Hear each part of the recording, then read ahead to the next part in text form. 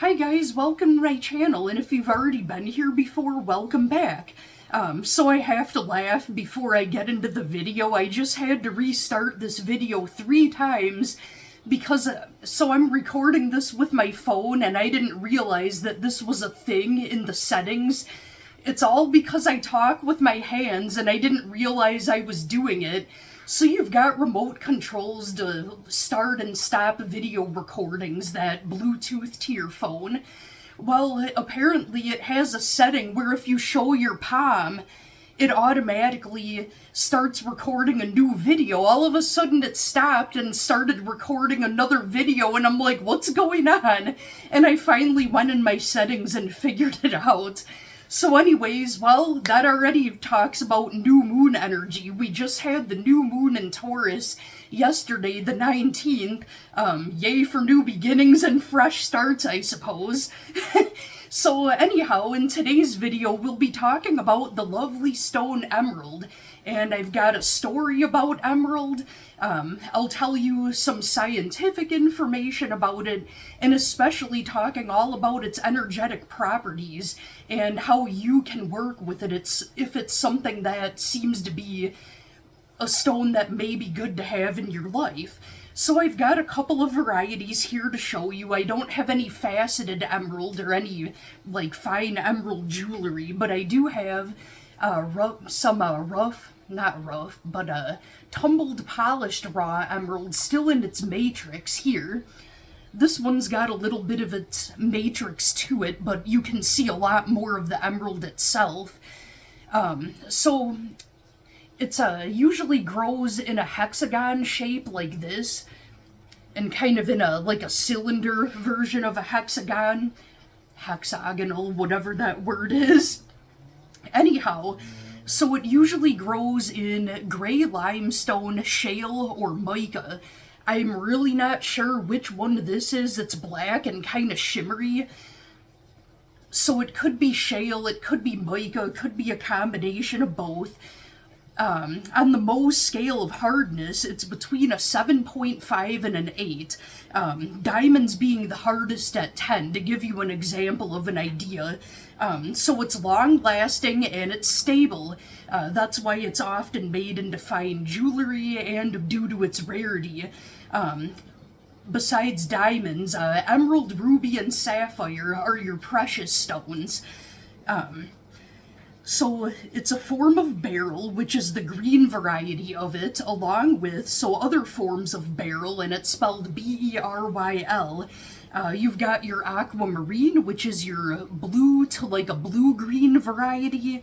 That one's a really lovely energy all in itself. I could do a whole video on that one. Morganite, which is a beautiful pinky peachy variety of it that ranges from pinks to kind of orangish pinks.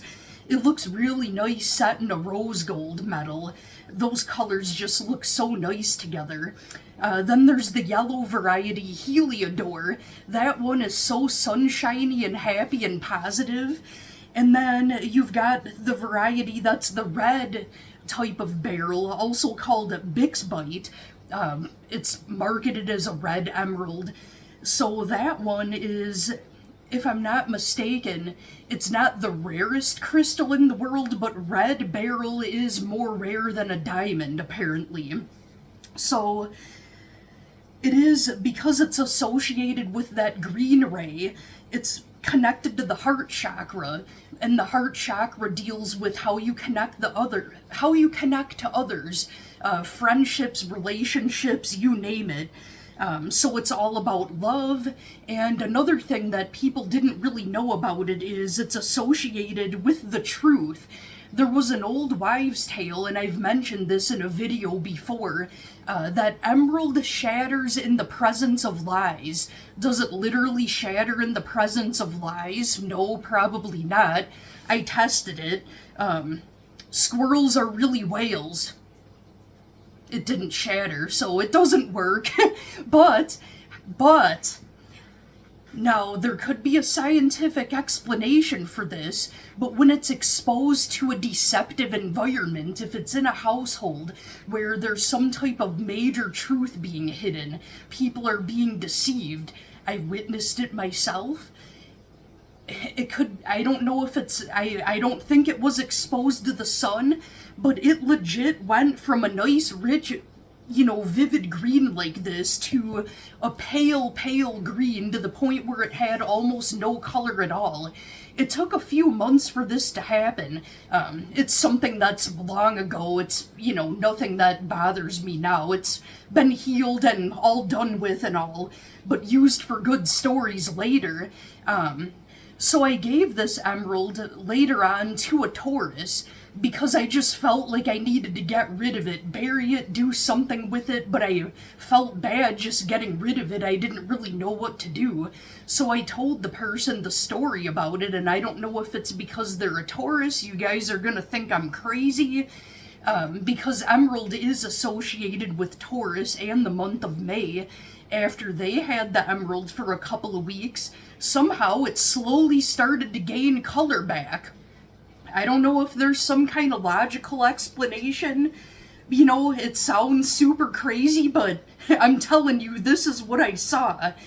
So that's something so now I came to the conclusion that emerald is, even though it's associated with the heart chakra, and heart healing and love energy, it's almost like that tough love. That person that tells you the truth that you don't really want to hear, but you needed it. Because in order to heal from something that's going on, you have to realize that there's a problem in the first place. So if it's something that, leads you to ask the right questions, dig for the information that you need, your intuition will tell you in the first place that something's off and that you need to seek the truth. And it can aid you in tapping into your own intuition to look for the truth so you can find it and eliminate whatever it is that's causing the deception or solve it in order to heal from it first and then be able to, have that heart healing that you need. So I know it sounds pretty crazy, but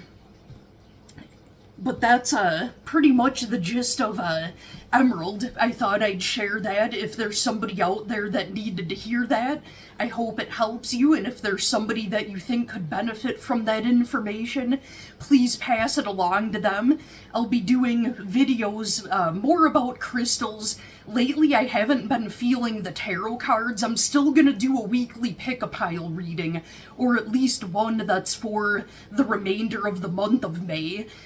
But it's like, how much is really gonna change in a week? Lately I've been feeling like my readings are redundant, and I'm not one of those readers that just wants to tell you what you want to hear. If I see something that's great, that looks fantastic, I'm gonna tell you. That's a whole nother video, tarot addiction.